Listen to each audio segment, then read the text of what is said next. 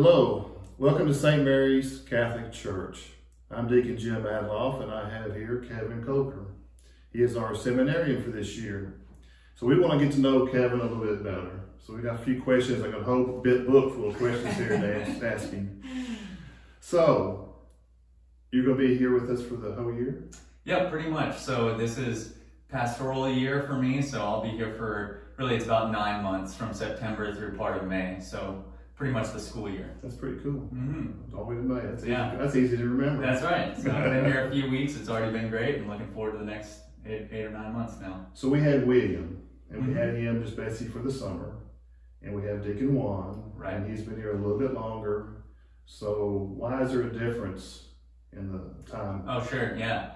Well, so the seminary formation process, basically there's the initial part where you do 2 or 4 years of studying philosophy, getting ready to go to theology, and then we have 4 years of theological studies, and in the middle of those 4 years there's a pastoral year. So that's what I'm on right now, is that pastoral year, which means I'm about 3 years away from priestly ordination, God willing.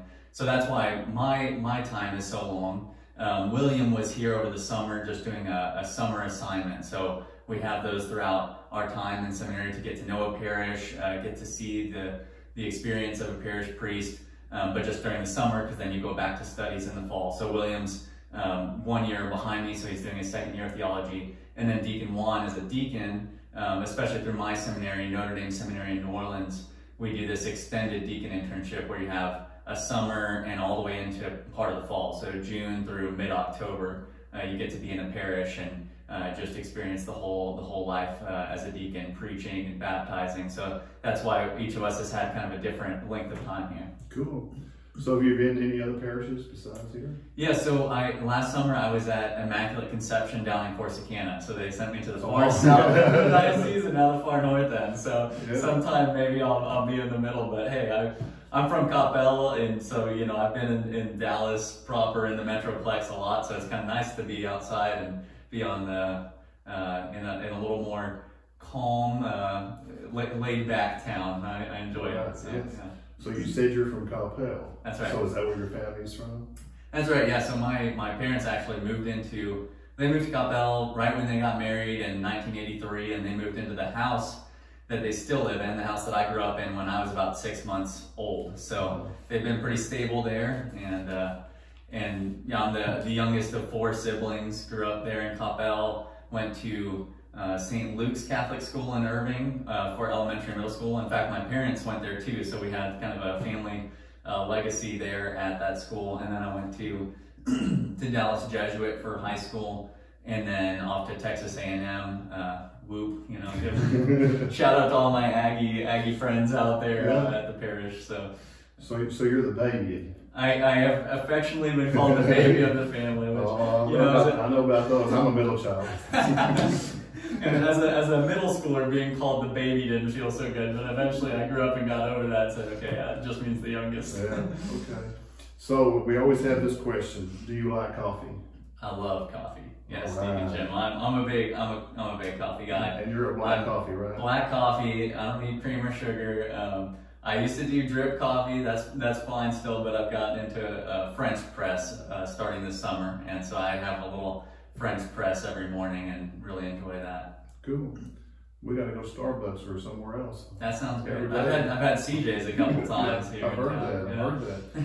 So, who's your favorite saint? So it's hard to pin down. There's a lot of good ones, but you know, I'd go with St. Augustine.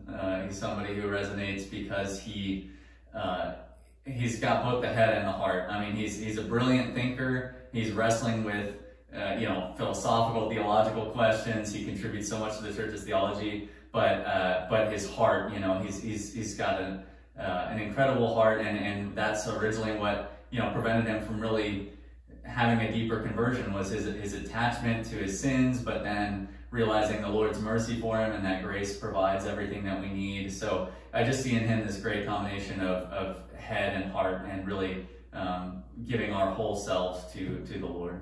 Cool. So let's get to the big tough question. All right, let's do it. How did you hear God's call to be a priest? All right, yeah. So I like like this way that I heard a priest phrase it one time, that a lot of times with the call story we think about, you know, Moses seeing the burning bush and the voice coming out of the burning bush. And I think sometimes when people ask about how did you hear God's call to a seminarian, they think there's going to be this one big burning bush moment. And for me, and I think for a lot of people, it's more like there's a lot of little brush fires, you know, maybe not this one big moment, but the little clues where we heard God calling along the way. So, you know, in a big way, that started just in my family, and having a prayerful, devout Catholic family. My family is not a stranger to the idea of seminary, because actually in God's providence, my maternal grandfather was in seminary for a little bit, clearly discerned out and got married. My father was in seminary for 1 year. He was at Holy Trinity Seminary, actually. And then he discerned out and married my mom. And my oldest brother spent a couple years in seminary. So, and he's married now too. So, you know, my family definitely cultivated the idea of vocation. And when I was going through Catholic school at St. Luke's and preparing for my confirmation in 8th grade, I was in 8th grade. My oldest brother is 8.5 years older than me, and he was in seminary at the time, and I asked him to be my sponsor. And so that combination of intentionally diving deeper into the faith to prepare for confirmation, and then having a sponsor who, you know, when you're 13 and your brother's 21, it's like he's perfect, you know, he can't mess up. I mean, I don't believe that anymore, but but it made a huge impact on me, the way that that he helped to mentor me and guide me in the faith. And since he was in seminary at the time, it was natural for that question to arise in my heart, like, God, are you maybe calling me to do that as well?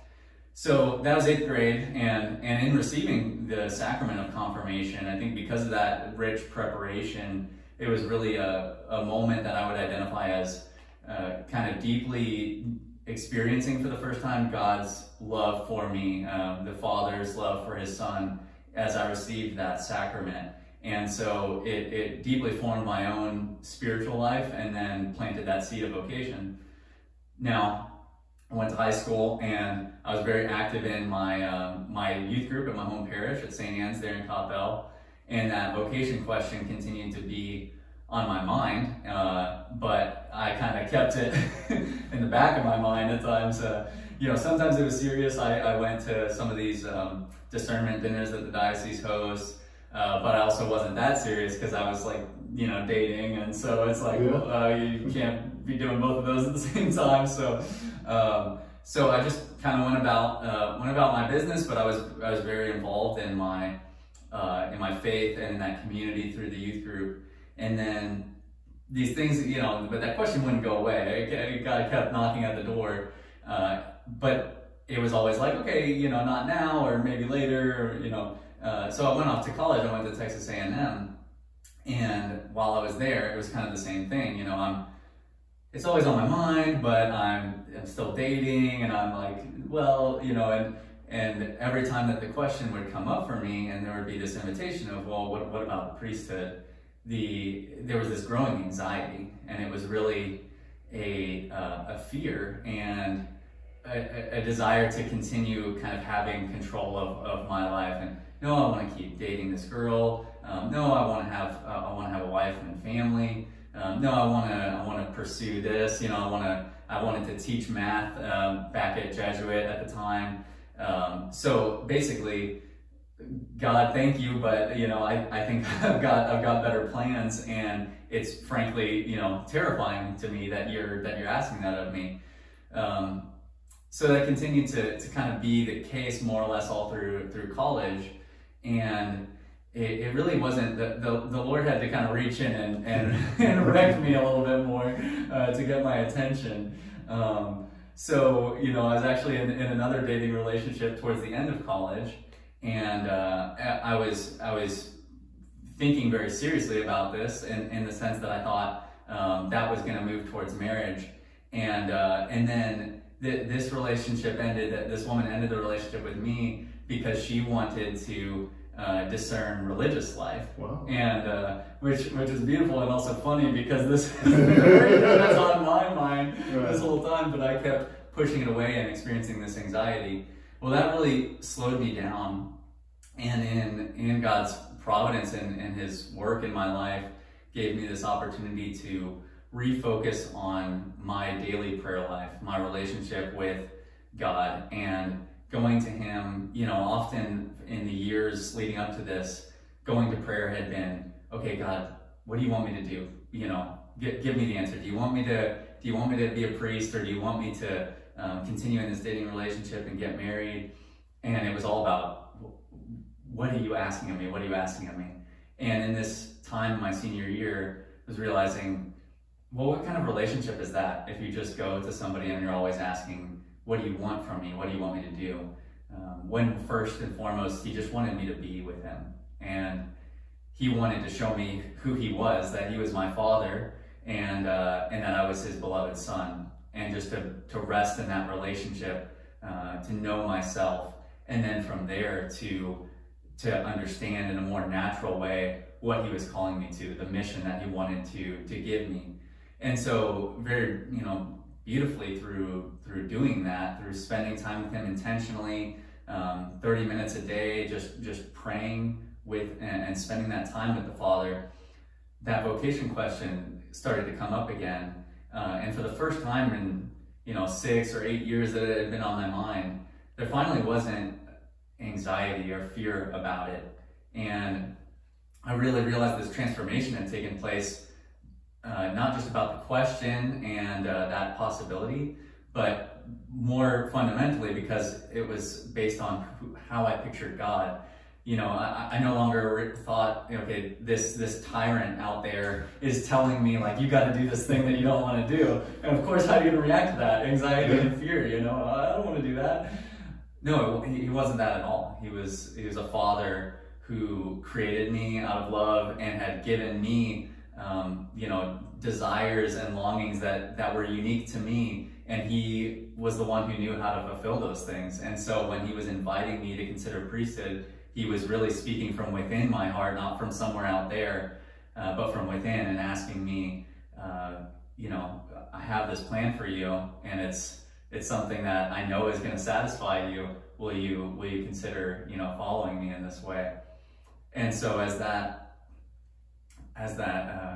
kind of reframing of things took place through prayer, I was finally able to just be open and to say, okay, I'm going to take the first step of taking this seriously and being intentional about being open to this and discerning, which means, not running out and getting into another dating relationship, just taking my time being focused on prayer, talking to priests. And so I was already going to Houston right after my graduation to do some software development. So I went and continued with that, but with this prayerful and intentionally discerning mentality. And as I did that, God again just totally surprised me with this amazing community that I wasn't really expecting to find there in Houston, a community of a lot of Catholic young adults and young families, people who were also, passionately following our Lord and doing it in the context of their married life or as single young men and women. And it really gave me this opportunity to be in a place of security in this community, and to see these, vocations, especially seeing the vocation to marriage being lived out by my peers, because you grow up in a family, you have family life, but then to see somebody you're like, oh yeah, they're like a couple years older than me, living that family life and having their first child and all that, you get to see very realistically the beauty, the joy, but also the challenges, the struggles, and as a young man in high school or college, it's so easy when thinking about priesthood that, of course, we all want to get married. There's that natural longing for communion with another and for family life, but it's so easy to idealize and say, oh, that perfect, well, I'm giving up the perfect thing that marriage is, it's like, well, it's not. It's not perfect, it's challenging. And that's not a reason to run away from it, but it just gives you a realistic sense of every vocation is going to be challenging. Yes. It's going to have its cross, right?